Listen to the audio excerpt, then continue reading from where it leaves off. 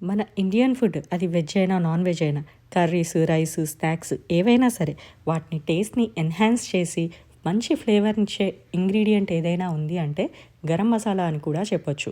So అలాంటి గరం మసాలాని ఈజీగా ఇంట్లోనే సింపుల్గా ఎలా తయారు చేసుకోవాలో ఈ వీడియోలో చూసేద్దాం, వచ్చేయండి.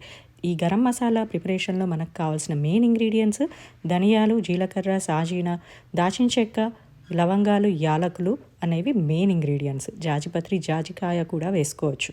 బట్ మీకు ఇంట్రెస్ట్ ఉంటే నచ్చితే ఎండుమిరపకాయలు, బిర్యానీ ఆకు, అలానే మిరియాలు కూడా వేసుకోవచ్చు. ఇవి కంప్లీట్లీ ఆప్షనల్ ఇంగ్రీడియంట్స్ ఈ 3 కూడా. నేను కూడా ముందు అస్సలు వేయకపోయేదాన్ని.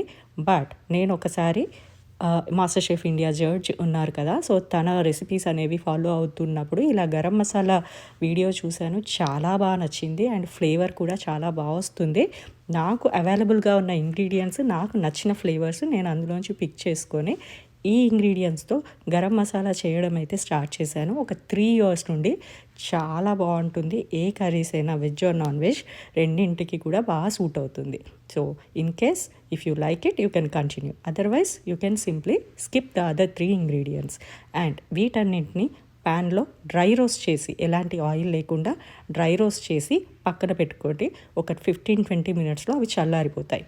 వన్స్ అవి చల్లారాక మిక్సీ జార్లోకి తీసుకొని ఫైన్ పౌడర్ లాగా గ్రైండ్ చేసుకుంటే మనకి ఎలాంటి ప్రిజర్వేటివ్స్ లేని clean and clear garam masala అనేది అయితే రెడీ అయిపోయింది.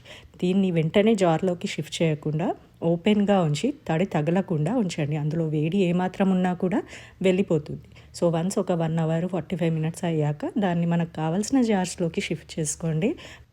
మంచి అరోమాతో, ఫ్లేవర్తో చక్కగా ప్రిజర్వేటివ్ ఫ్రీ గరం మసాలా మీకు రెడీ అయిపోయేది. 2 to 3 months చక్కగా ఉంటుంది. కలర్ కానీ ఫ్లేవర్ కానీ పోకుండా. నచ్చితే ట్రై చేయండి. మళ్ళీ ఒక వీడియోతో మీ ముందుకు వస్తాను. అప్పటి వరకు బాయ్.